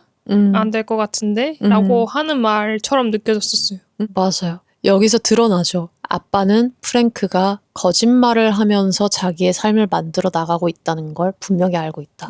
근데 아빠도 이거에 대해서 프랭크를 멈출 생각이 왜 없는가를 좀 고민해봐야 될 것 같아요. 아빠 같은 경우에는 그러니까 1세, 프랭크 1세 같은 경우에는 본인이 그 사람도 정직하게 사업을 해온 듯 하지만 국세청한테 거짓말을 했던 거잖아요. 그렇죠. 세금을 제때 안 내고 그런 삶으로 엄청난 부를 축적을 해서 겉으로는 엄청 괜찮은 가정을 꾸렸던 남자란 말이에요. 근데 그게 망하고 나니까 이 사람이 다시 회복을 못하죠. 그 재기를 할 수 없는 길을 이미 본인이 걷고 있기 때문에 화려한 삶, 그러니까 거짓으로 만든 삶의 도취가 되는 게 뭔지 너무 잘 알아서 넌 그걸 멈출 수 없어 라고 얘기했을 것 같기도 하고 두 번째는 저는 아빠가 좀 무책임한 입장이다라고 생각을 하면 이건 것 같아요. 프랭크가 계속해서 자기 직업군을 왜 바꿨던 것 같아요? 왜 그랬던 것 같아요, 여러분? 그러니까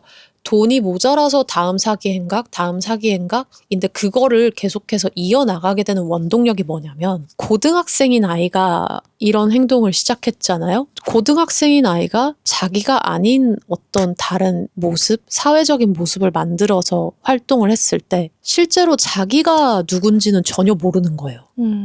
정체성이 없어요, 프랭크가. 너는 누구야? 했을 때 대답을 못 하는 거죠. 나 기장이에요. 너 그거 아니잖아. 나 의사예요. 너 그거 아니잖아. 나 변호사예요. 너 그것도 아니잖아. 결국 프랭크 아빠가 본 건지 아니면 그냥 제가 장면을 보면서 느낀 건지 모르겠는데 프랭크가 멈출 수 없는 이유는 자기의 정체성을 존재하지 않는 것으로 정의했기 때문인 것 같아요. 결코 존재할 수 없는 예전의 행복한 모습과 과거에 매달려져 있는 모습. 그게 이제 아까 얘기했던 디카프리오가 존재하지 않는 거에 대해서 자꾸 쫓아가는 그런 인물이라는 게 존재하지 않는 걸 자꾸 쫓아가기 때문에 거짓말을 계속 해내는 거예요. 그래서 아버지는 그런 게 걔의 본체라는 거를 알아보고 넌 멈출 수 없어 라고 말하고 프랭크는 자기가 누군지 너무 알아내고 싶은데 그걸 할 수 없었던 그 환경에서 자신은 최선을 다해서 생존해 나가고 있었을 뿐인데 그게 아마 자기의 정당성이었을 거예요. 그럴 뿐인데 넌 멈출 수 없어란 말을 들으니까 화가 났겠죠.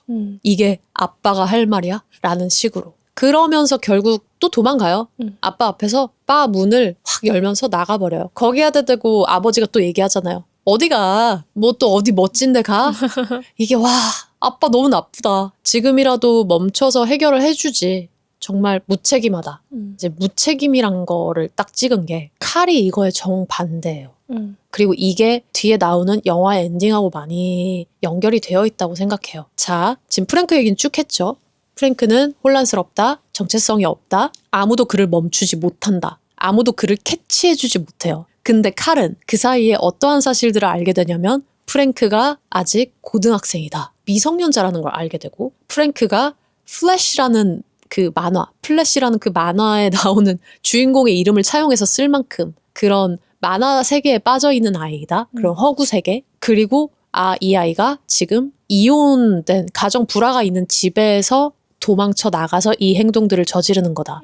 이때 칼의 태도가 바뀐다라고 전 느꼈거든요. PD님은 어떠셨어요? 그러니까 저는 약간 왜 갑자기 칼이 좀 프랭크를 챙겨주려 하지? 라는 생각이 들었었거든요. 약간 이해가 안 됐다 그래야 되나? 어쨌든 쫓고 있는 범죄자인데 근데 방금 하신 말씀을 듣고 보니까 좀 아직 애라는 생각이 그래도 조금 들어서 케어를 좀 해주고 싶었나? 라는 생각이 문득 든 것 같아요. 이게 칼은 목적성이 아까 정의, 용기 그렇다고 했지만 따뜻함도 있다고 했잖아요. 톰 행크스가. 그러니까 칼도 그게 잘 묻어나 있는 게 이 사람이 되게 깐깐하고 자기 일을 열심히 하는 사람이에요. 그래서 금융 범죄자, 자기가 하는 영역에 있어서 범죄자를 꼭 잡겠다라는 그 정의는 확실하게 있는 사람인데 그 범죄자의 이야기 백그라운드를 알게 되면서 그 사람을 이해를 하다 보니까 진짜 찐 멋진 중년 어른으로서 이 아이가 혼란스럽다. 그러니까 이 아이가 정말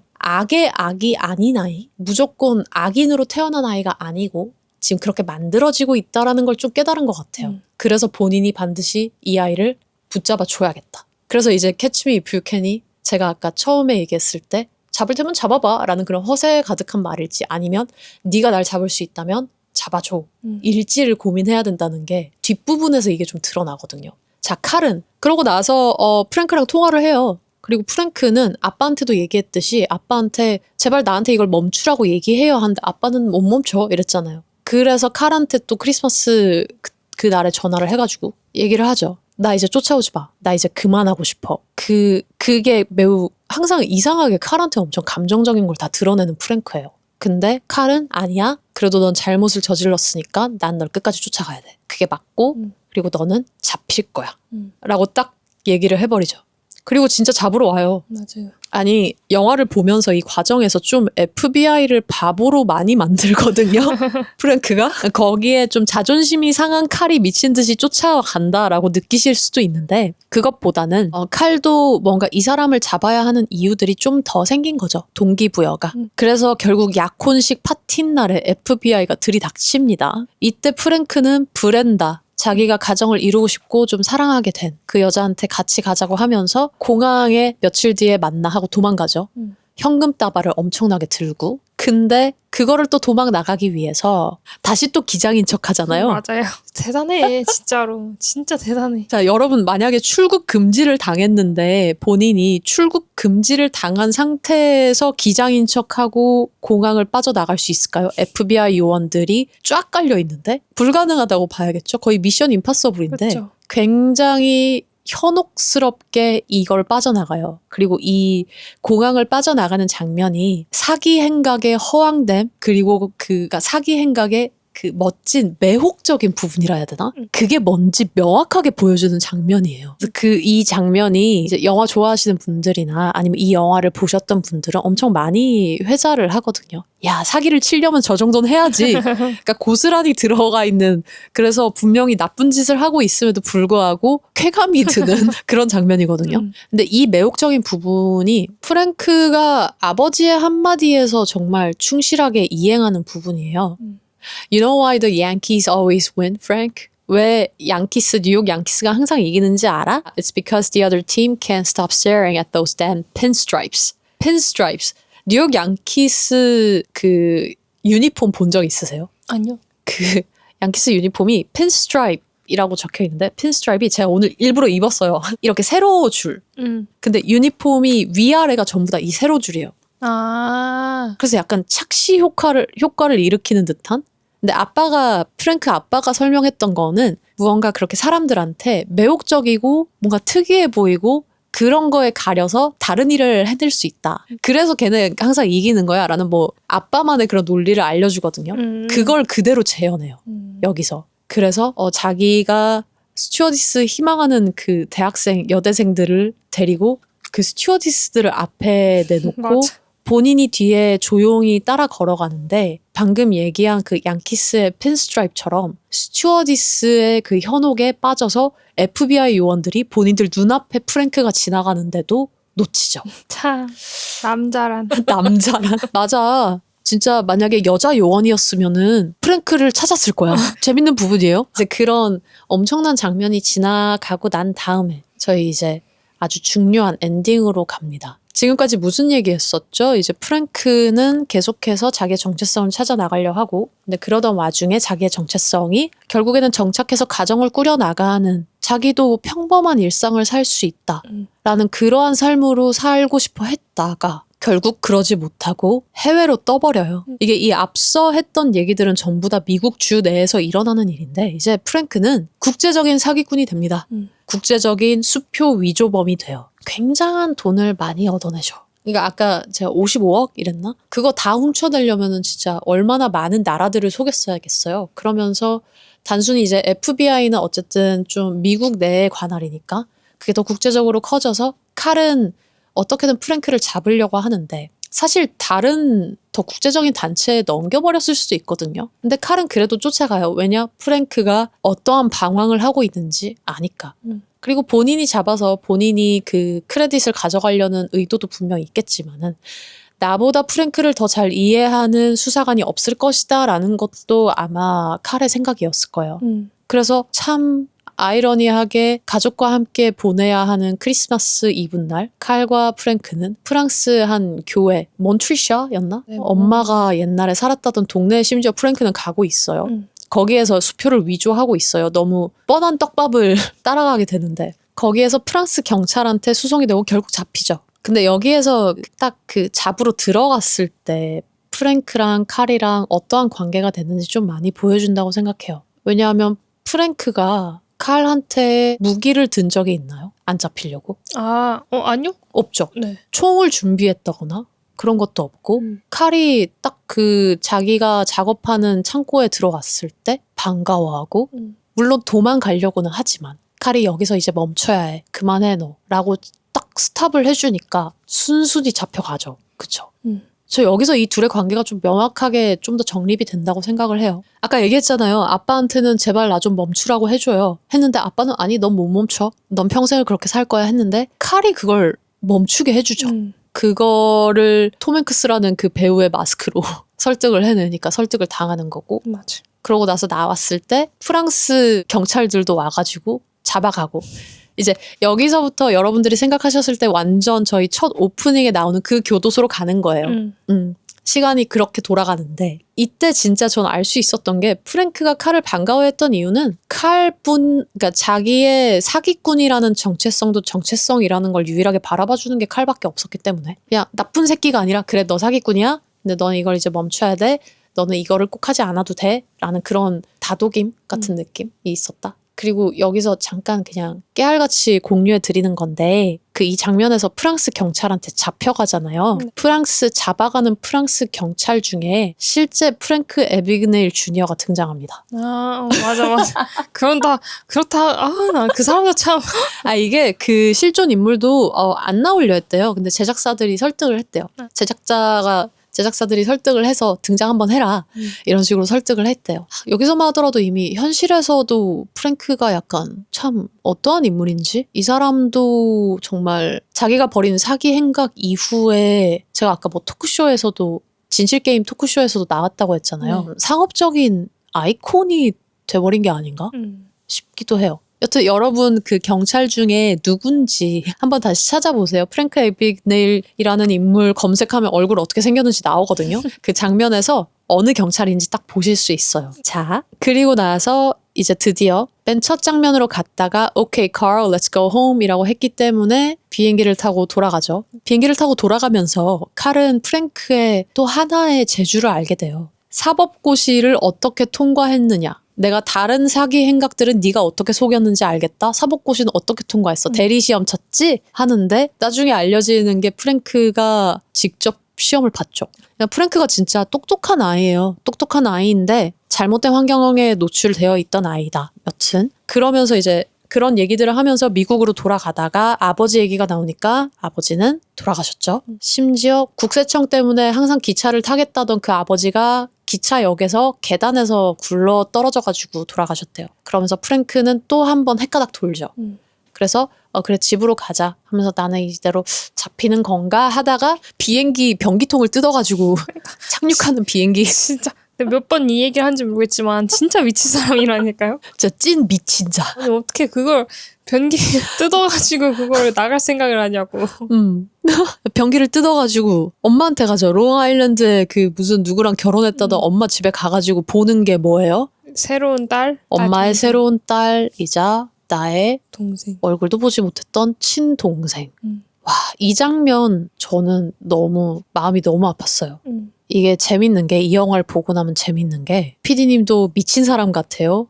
얘기했고 제가 계속해서 얘기하잖아요. 사기 행각을 한 사람이다. 어마무시한 금액을. 그렇게만 생각하더라도 우린 이미 이 사람이 엄청 악인이고 나쁜 사람이다. 라고 자연스럽게 생각을 할 수밖에 없는데 영화 내용을 들여다보면은 나쁜 사람이 아닌 것 같아요. 근데 그게 일종의 이 연출이 만들어낸 환상인 것 같거든요. 그러니까 뭐냐면 이 사람을 우리가 마냥 나쁜 사람으로 보고 이 나쁜 사람이 나쁜 짓을 어떻게 하는지 보여줄 게가 스필버그가 선택한 게 아니에요. 이 사람이 어떠한 고민들을 거쳤고 어떠한 과정을 거치면서 이렇게 탄생이 돼버렸는지 알려줄게 인 거고 그 마지막 정점을 이 엄마 집 장면에서 찍어버리는 것 같아요. 이 사람이 왜 무너질 수밖에 없는지. 아버지 돌아가셨죠? 그리고 엄마는 새로운 삶을 꾸미고 본인은 안중에도 없어요. 즉 엄마는 좀 기회주의자인 거고 아빠는 자기의 집념에 무너져가는 사람이었고 거기에서 탄생한 프랭크 그리고 결국 자기가 돌아갈 곳은 없다라는 걸 뼈저리게 깨닫죠. 그럼 또 나는 어디로 가야 하는가? Let's go home 해서 미국이랑 고국으로 돌아왔는데도 여전히 갈 곳이 없는 프랭크라고 생각하면 될 것 같고 이게 그 지점을 정확하게 좀 찍어내려고 했다는 게 저는 느껴진 게 이 장면을 보면 집안에 저 흔들 의자에 앉아있는 엄마가 있었죠. 그리고 어린 아이가 있잖아요. 그거를 바라보는 시선이 프랭크 뒤에서 그러니까 숄더로 그 샷을 찍은 게 아니에요. 프랭크 어깨가 걸려 있어서 마치 그들의 대화를 우리가 보고 있다처럼 느끼는 게 아니라 직접 프랭크의 시점을 우리가 직접 보게 해요. 우리 뭐 그렇게 막 피가 낭자한 장면도 아니고 누가 울고 있는 장면도 아니고 누가 엄청 행복하게 하루를 보내고 있는 장면인데 우리는 봤을 때 역겹고 슬프고 배신감이 느껴지고 동시에 진짜 돌아갈 수 없는 착잡함 뭐 그런 것들을 다 느낄 수 있단 말이에요. 그래서 일부러 그렇게 연출이 된 게 아닌가라는 생각을 했어요. 정말 이 간접 체험이란 게 이혼 가정 그 이후의 삶에 대한 간접 체험이란 것도 이 영화에 녹아 있구나.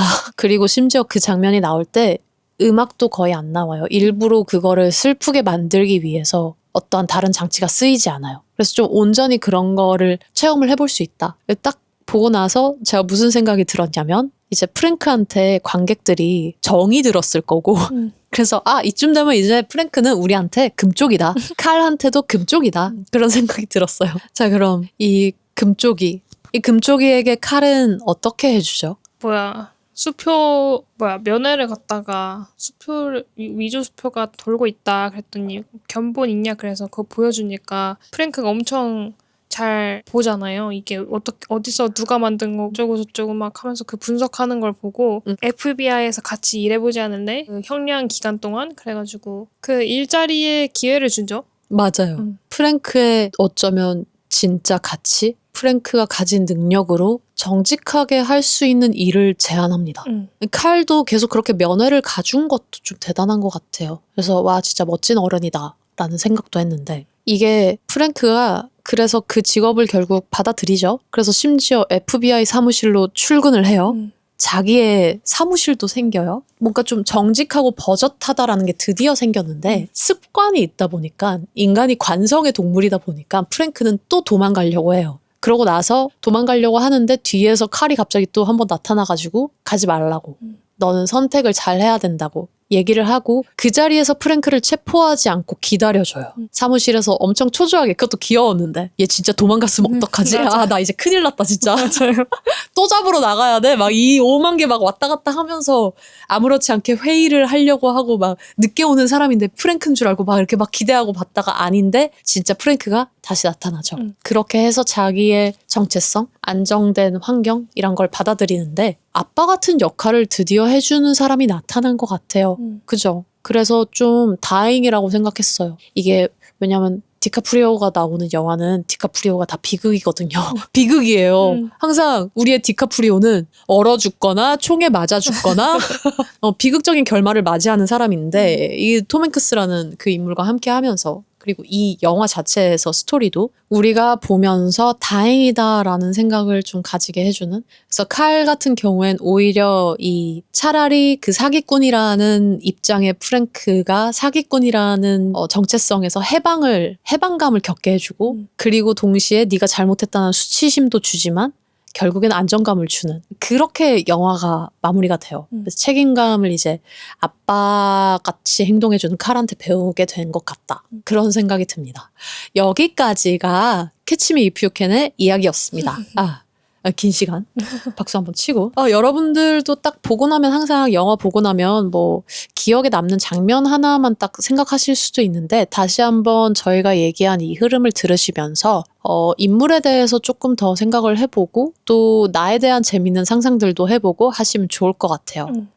그런 의미에서 우리는 이제 마무리를 위해서 각자의 오늘의 로그라인명을 써볼까요? 저는 그 프랭크가 브렌다 아버지랑 대화할 때 브렌다 아버지가 그래서 자네의 진짜 모습은 무엇인가? 라고 물었을 때 프랭크가 고민을 하다가 저는 사실 의사도 변호사도 아닙니다. 저는 아무것도 아닙니다.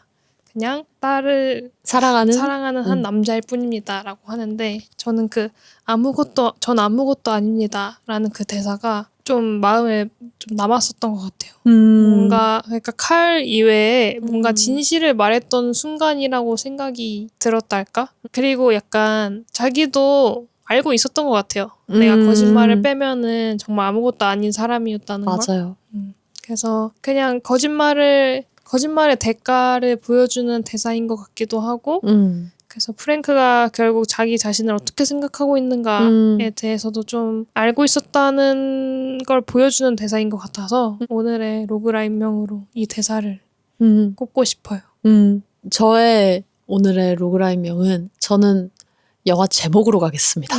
Catch me if you can. 저는 오늘 조금 초점을 정체성에 대한 이야기를 많이 했는데 우리가 사회에 살아나가면서 자기가 과연 이 사회에 어떠한 모습으로 맞아 들어갈지를 항상 고민하잖아요. 그 고민들을 마치 스스로와 술래잡기 하듯이 하는 것 같아요. 그래서 나 자신과도 catch me if you can. 내 스스로가 과연 나를 알아낼 수 있다면은 계속해서 쫓아가봐야 된다. 그렇게 하다 보니까 프랭크도 결국엔 사기 행각을 저지르긴 했지만 여러 직업군들을 거치면서 자기의 쓰임새가 그리고 자기가 잘하고 자기가 했을 때 좋아하는 게 뭔지 알아냈잖아요. 네.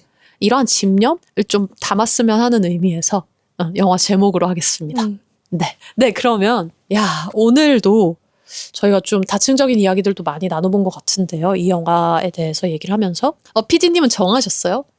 이 제목이 과연 어떤 느낌인지 스스로에게? 사실 저는 여전히 허세 가득한 말이라고 생각이 들어요. 그러면 약간 저는 방금 말한 로그라인명을 덧대어서 내가 나를 잡을 수 있다면 잡아보아야 한다. 뭐 그런 느낌으로 일단 가져가 볼게요. 근데 여튼 우리가 살면서 아까 뭐 간단하게 우리 뭐 성적표 얘기도 했고 뭐 다른 직업인 척 뭐 이런 것도 얘기했듯이 뭐 가면을 쓰고 사는 시대니까요. 누구나 살면서 간단한 거짓말들은 하고 그 거짓말들이 가끔은 좀 부풀어서 감당하기 어려울 때도 있는데 포장을 하기 위해서나 아니면 잘못을 숨기기 위해서나 다 하는 일이잖아요. 그런 거에서 우리가 이 영화에 좀 공감을 할 수 있었던 부분이 많았던 것 같아요. 실제 일어난 이야기이긴 하지만 진짜 사회에 살면서도 우리가 화려함을 가장해서 마음으로 채워야 할 것을 채워나간다고 좀 착각을 하는 게 아닌가라는 그런 지점들 고민해보면 좋을 것 같고요. 그리고 거짓말이란 게 과연 나에게 어떠한 의미로 쓰이는지 그냥 어렸을 때 거짓말하면 안 돼 이게 아니라 실제로 인간에게 어떻게 쓰이는지 좀 생각해 볼 수 있었던 것 같아요. 여러분들도 본인에게 거짓말이 뭔지 아니면 프랭크를 통해서 본인이 깨달은 게 뭔지 만약에 재미있게 공유해 주시고 싶은 게 있다면은 댓글로 항상 저희 열려 있으니까요. 공유해 주시고 저희 이 영화도 사실 댓글로 추천을 받아서 한 영화거든요. 처음으로 했던 영화이기 때문에 영화 추천해 주셨던 아이디가 기억이 안 나. 영화 추천해 주셨던 구독자분 너무 감사하고요. 다음 주에 저희가 할 영화도 저희가 고정 댓글에 남겨놓을 테니까 시간 되시면 미리 보고 저희와 함께 이 시간 함께 하시는 것도 추천할게요. 그럼 저희는 다른 영화와 함께 다음 주에 또 찾아오겠습니다. 한번 잡아보시길 바랄게요. 네, 감사합니다. 감사합니다.